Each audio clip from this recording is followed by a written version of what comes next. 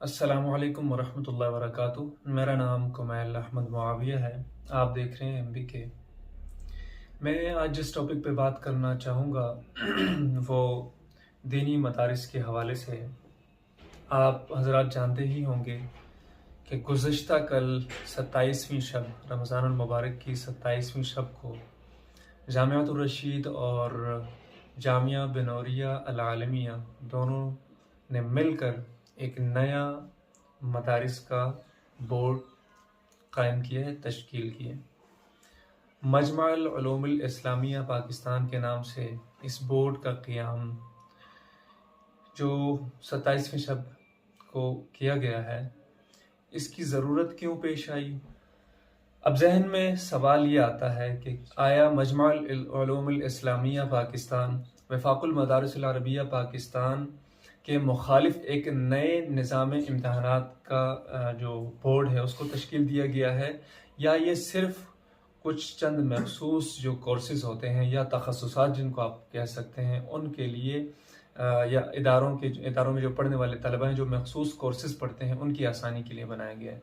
तो ये जो दो तीन बातें हैं ये मैं कोशिश करूँगा कि आपके सामने रखूँ।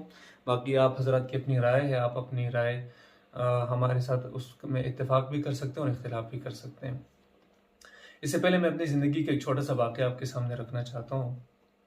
मैं कॉलेज और यूनिवर्सिटी का स्कूल और कॉलेज में पढ़ने वाला एक तालिब इल्म था, स्टूडेंट था। जिस वक़्त मैं प्री मेडिकल कर रहा था एबटाबाद कॉलेज से, तो उस वक़्त मुझे अचानक मदरसा पढ़ने का शौक़ हुआ। मैंने अपने वालिदैन से इजाज़त भी चाही। तो वालिदैन ने मुझे, चूँकि मेरे वालिद साहब की ख्वाहिश थी कि मैं मेडिकल में आगे बढ़ूँ, तो उन्होंने जब मेरी उस ख्वाहिश को देखा कि मैं मदरसा भी पढ़ना चाहता हूँ, तो उन्होंने मुझे इस शर्त पे इजाज़त दी कि आप इस शर्त पर मदरसा साथ साथ पढ़ें कि आप साथ उलूम जो हैं, असरी उलूम जो आपकी दूसरी तालीम है, ग्रेजुएशन वगैरह, उसको भी साथ जारी रख सकें। तो उस वक़्त पाकिस्तान के अंदर बड़े इदारों में जामियातुर रशीद वाहिद इदारा था ग़ालिबन जो दरस निज़ामी के साथ उलूम जो असरी उलूम हैं उनको भी पढ़ाते थे। तो उस वक़्त जब हम 2012 की बात है ग़ालिबन, हम सानविया आम्मा यानी दर्जा सानिया का इम्तिहान दे रहे थे वफाकुल मदारिस अल अरबिया पाकिस्तान के। तो उसी के साथ साथ हमारा जो हम अपनी ग्रेजुएशन मुकम्मल कर रहे थे किम्स यानी Karachi institute of management sciences के नाम से जामियातुर रशीद के साथ एक झेली इदारा है, उसमें हम अपनी ग्रेजुएशन मुकम्मल कर रहे थे। तो जिस वक़्त हम वफाकुल मदारिस के पेपर दे रहे थे उसी के साथ साथ वहाँ पे ग्रेजुएशन जो कराची यूनिवर्सिटी है या कराची वहाँ का जो बोर्ड है उसके वो इम्तिहान भी आ गए। तो यकीन करें उस वक़्त हमारे लिए इतनी मुश्किलात पैदा हो चुकी थी। सुबह हम वफाकुल मदारिस का पर्चा देते थे और शाम को फिर हम चले जाते थे जी, जाके ज़ोहर के बाद वहाँ पे अपने ग्रेजुएशन के जो पेपर चल रहे थे वो हम देने के लिए जाते थे। तो एक पेपर की अगर हम तैयारी करें तो दूसरा की तैयारी नहीं कर पाते थे, और दूसरी की करते तो तीसरा नहीं कर पाते। अच्छा, अब यहाँ पे कुछ लोगों का सवाल होगा कि भाई आपको क्या शौक़ पड़ा कि आप दो कश्तियों के सवार बने? तो मेरे भाई, ज़माने के साथ चलना ज़रूरी है। अगर वफाकुल मदारिस अल अरबिया पाकिस्तान कोई ऐसा असरी उलूम, असरी फ़नून और जो दीनी उलूम है उनका इम्तिजाज के साथ कोई ऐसा निसाब सामने नहीं लाता, तो फिर ज़ाहिर सी बात है हर बंदा सिर्फ उस एक चीज़ को लेके नहीं चल सकता। इसलिए ज़रूरी है कि असरी जो फ़नून हैं, चाहे आप उनको उलूम कहें या फ़नून कहें, वो और दीनी उलूम का इम्तिजाज होना, दोनों का हुसूल ही लाज़िम है।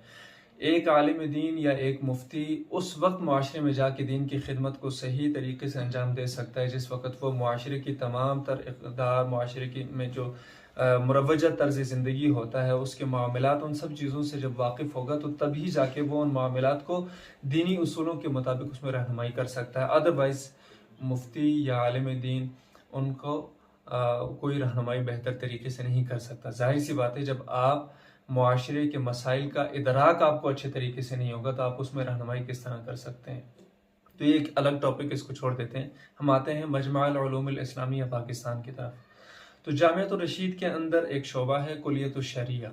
ये तकरीबन गुज़श्ता कोई 10 या 15 साल से ये शोबा कायम है, जिसकी बुनियाद मुफ्ती अब्दुल रहीम साहब ने रखी थी और पहले डायरेक्टर उसके थे मुफ्ती सैयद अदनान काका खिल साहब, जो हमारे उस्ताद भी हैं। तो वो एक ऐसा शोबा है जिसमें प्रोफेशनल्स को लिया जाता है। हमारी आंखों के सामने वहाँ पे ऐसे लोग आते थे जो एमबीबीएस डॉक्टर, अच्छा सीएसएस किए हुए लोग और एमबीए किए हुए लोग और अपनी जॉब्स को छोड़ के भी, मतलब जो प्रोफेशनल्स थे दूसरी चीज़ों में उन्होंने अब एक मकाम हासिल किया होता, वो लोग वहाँ पे आते थे। उनके लिए एक 4 साल कोर्स है। इसी तरह अगर कोई प्रोफेशनल नहीं है या सिर्फ स्टूडेंट है तो स्टूडेंट के लिए भी लाजमी था कि बीए, बीएससी या बीएस, इनमें 60% प्लस उनके नंबर होने चाहिए थे, तब उनको एडमिशन मिलता है। यानी एक अच्छे स्टूडेंट वहाँ पे आते थे, अच्छे तरह के, जो बाद में मुआशरे में जाके अच्छा अपना किरदार भी अदा कर सकते थे। लेकिन वो अपने 4 साल अपनी प्रोफेशनल ज़िंदगी को छोड़ के मदरसे आते और 4 साल उलूम इस्लामिया को हासिल करते, और उसके बाद फिर उनको जो सर्टिफिकेट मिलता था, जाहिर सी बात है वो सर्टिफिकेट सिर्फ एक इदारे की तरफ से होता था। वफाकुल मदारिस की तरफ से कोई इस तरह की ख़ास डिग्री या कोई ख़ास निज़ाम मौजूद नहीं था। उसके अलावा जामिया रशीद के अंदर एक और इदारा है फ़िक़्हुल मामिलात। फ़िक़्हुल मामिलात आप उसको एक इस्लामिक एमबीए का भी कह सकते हैं। उसके अंदर एमबीए तकरीबन करवाया जाता है।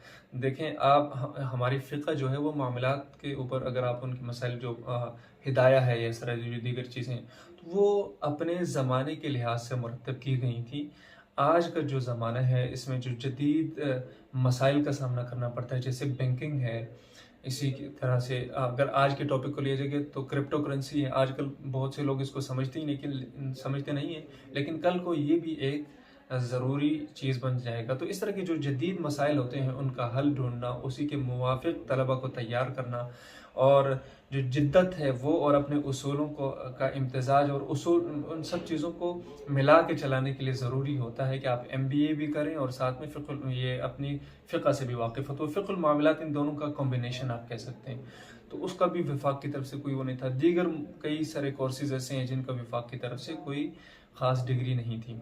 और इसी तरीके से जामिया बिनौरिया अल आलमी, आपको पता है कि पाकिस्तान के मदारिस में सबसे बड़ा इदारा है जिसमें बैरूनी तलबा की तादाद सबसे ज़्यादा है। वहाँ पे दुनिया के तकरीबन हर ममालिक से लोग आते हैं, पढ़ते हैं, जो अपनी सारी ज़िंदगी लगा देते हैं।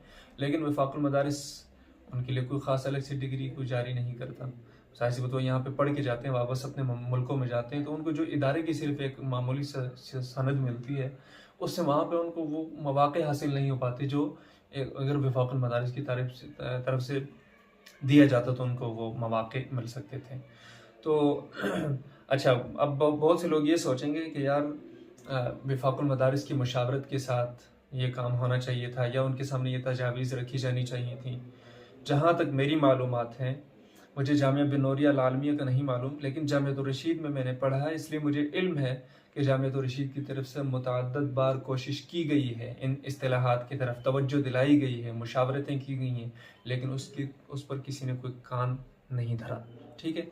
और दूसरी बात बहुत से लोगों को कड़वी लगेगी, लेकिन मैं कहूँगा कि वफाकुल मदारिस जो है वो एक मखसूस तबके का जागीरदारी उसमें बन चुका था। मतलब एक मखसूस जो लोग थे उसी में आल नाल थे, वही सब कुछ, मैंने उनके इख्तियारात, सारी चीज़ें। तो एक इजारादारी किसी भी चीज़ में नहीं होनी चाहिए। जिस चीज़ में भी इजारादारी होती है, यकीनन ये बात है कि उसका बका भी ख़त्म हो जाता है और उसमें बरकत भी नहीं रहती, और उसमें वो चीज़ भी नहीं होती जो होनी चाहिए। बहुत से लोगों के हुकूक मारे जाते हैं और पूरे इदारे को एक ख़ास मोनोपोली के साथ एक ख़ास मखसूस मकासद के लिए इस्तेमाल किया जाता है। तो ये सारी चीज़ें हैं। तो वफाकुल मदारिस अल अरबिया पाकिस्तान को चाहिए कि वो सिर्फ दरस निज़ामी को लेकर ना बैठे। 2021 में जी रहे हैं, तो उसमें दीगर जो तखस्सुसात हैं, दीगर जो आप जो कोर्सेज़ हैं उनके हवाले वो भी मुतारिफ़ करवाएं, उनकी डिग्रियां बनाएं। जिस तरीके से यूनिवर्सिटीज़ करती हैं, इसी तरतीब से आप एक अच्छे तरीके से हर शोबे को लेकर चलें, ताकि वाकई लगे कि ये वफाकुल मदारिस अल अरबिया पाकिस्तान है। तो यहाँ पे उनकी अपनी कमज़ोरी भी है, उन्होंने इस चीज़ पर बहुत ज़्यादा इसको सीरियस नहीं लिया।